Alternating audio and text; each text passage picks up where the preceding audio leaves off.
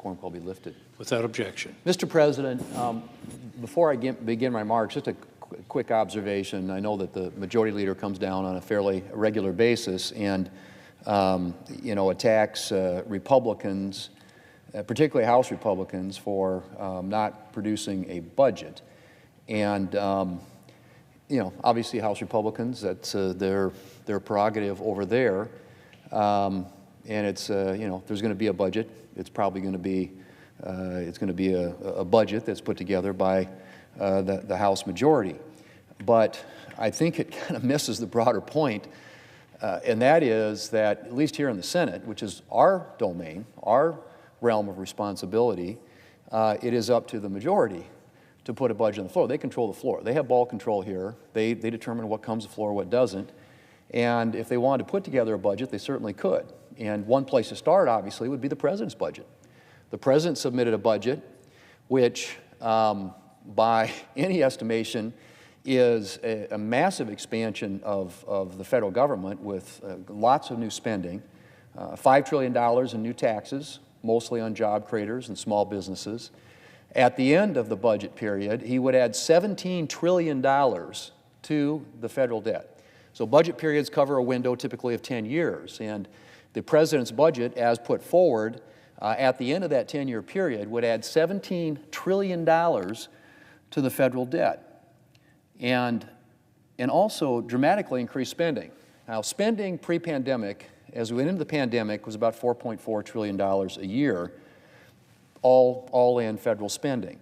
And of course, during the pandemic, that increased in a bipartisan way. There were some decisions made to support and increase spending in some areas that were designed to combat and deal with a lot of the adverse impacts of the pandemic. Now the pandemic's behind us.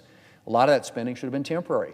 A lot of that spending really shouldn't have been incorporated in the baseline. What the Democrats have done is incorporated that into the baseline so that this year, the amount of spending in the President's budget, about $6.9 trillion, is about 55% more than the baseline spending back in 2019 pre-pandemic, at a time when the population of the country has only increased by 1.8%. Now, you could argue, I suppose, if you had this massive increase in population, a lot more people in the country, that federal spending would increase with it. But increasing federal spending 55% at a time when you've only got 1.8% population growth in the country seems like a lot of excessive spending spent on expanding and growing the size and the footprint of the federal government.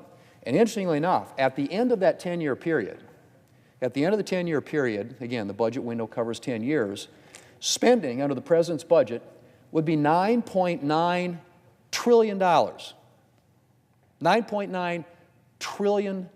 2019, $4.4 trillion. At the end of the 10-year window covered by the President's budget, $9.9 trillion. More than double, way more than double the amount of spending that we had prior to the pandemic in 2019, and where some of the additional spending that was added at the time was and should have been temporary. So, Mr. President, that's the kind of the contours of the President's budget. That's his plan. And the Senate Democrats obviously could put that on the floor, or they could come up with a different budget. But the point very simply is they're the majority. That's their responsibility. If they want to put a budget out, if they want to vote on a budget, put a budget on the floor. We're happy to vote on it. We'd be happy to offer amendments to it, and they would be amendments that reflect the priorities that we have on our side, which call for less spending, less government, a lighter regulatory touch, and not the massive tax increases contemplated by the President's budget.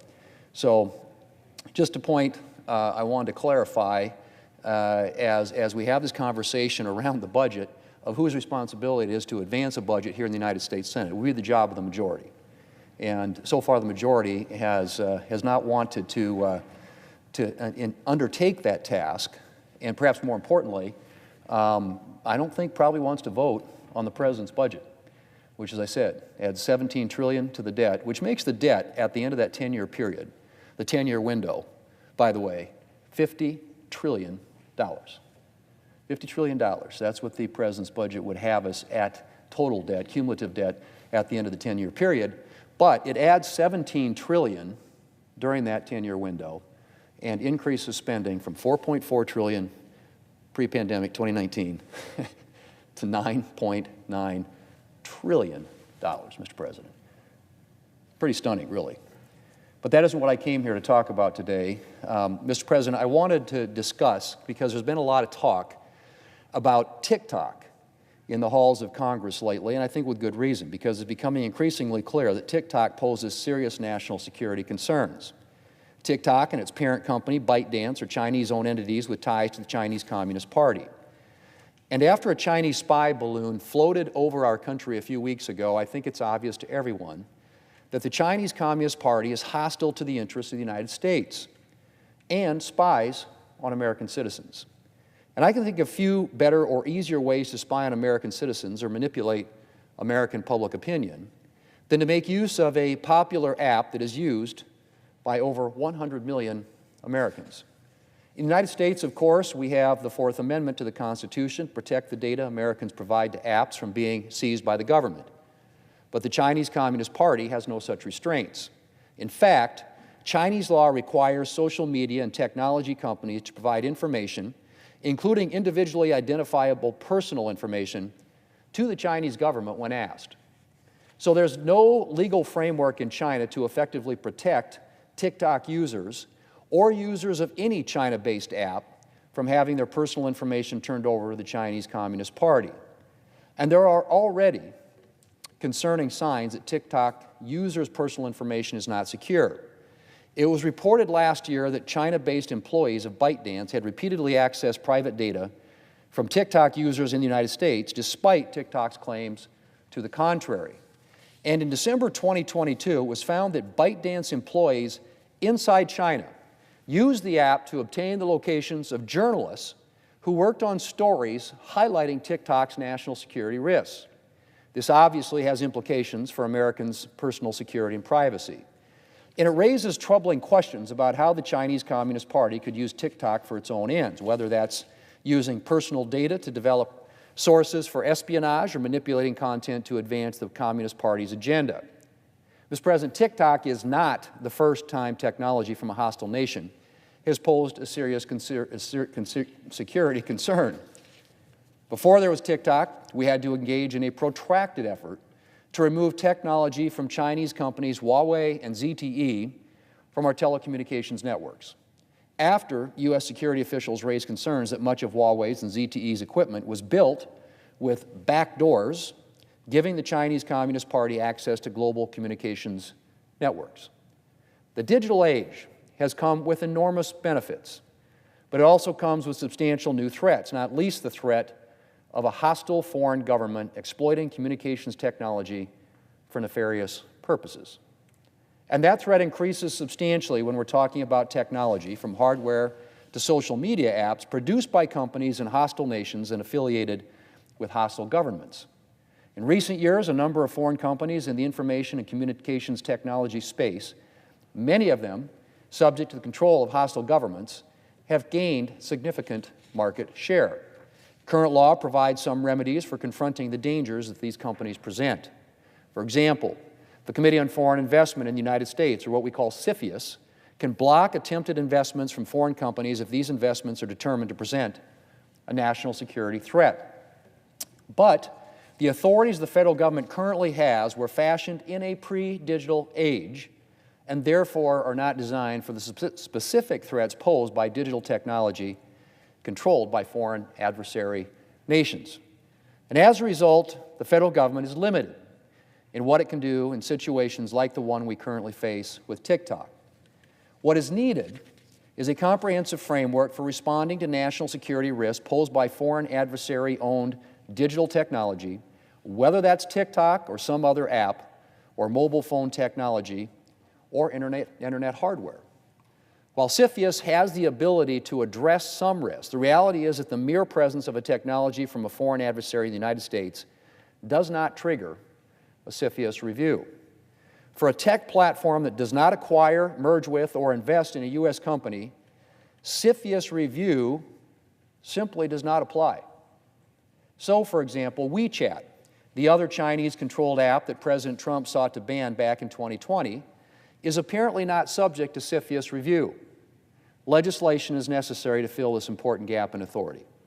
And that's why earlier this month, Democrat Senator Mark Warner, chairman of the Senate Intelligence Committee, and I introduced the Restricting the Emergence of Security Threats That Risk Information and Communications Technology Act. It's a long way of saying, or the acronym, the RESTRICT Act, which now has the support of 18 senators from both parties.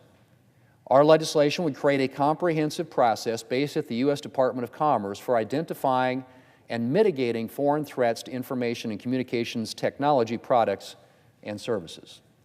I want to emphasize that the authorities of the RESTRICT Act only apply to 6 foreign adversary countries: China, Russia, North Korea, Iran, Venezuela, and Cuba.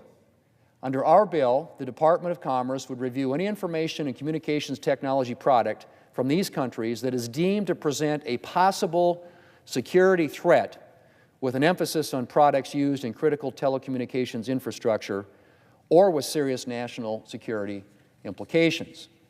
And the Secretary of Commerce would be required to develop a range of measures to mitigate the danger posed by these products, up to and including a total ban on the product in question. The bill would also ensure transparency by requiring the Commerce Secretary to coordinate with the Director of National Intelligence to provide declassified information on why any measures taken against foreign adversary-owned technology products were necessary in the first place. Importantly, the RESTRICT Act also requires the Secretary of Commerce to act within 180 days after initiating a review.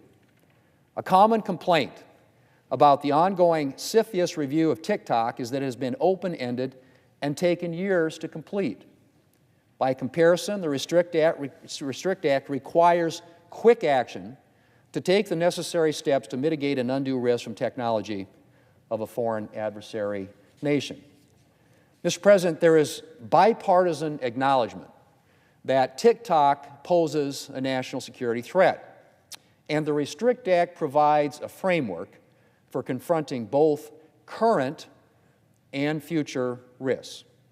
I'm grateful to both Republican and Democrat colleagues for joining Senator Warner and me to introduce this bill.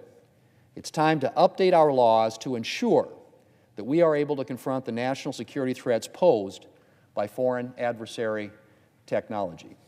And I look forward to working with colleagues from both parties in both chambers to advance the RESTRICT Act and get it to the President's desk. Mr. President, I yield the floor, and I suggest the absence of a quorum. Clerk will call the roll.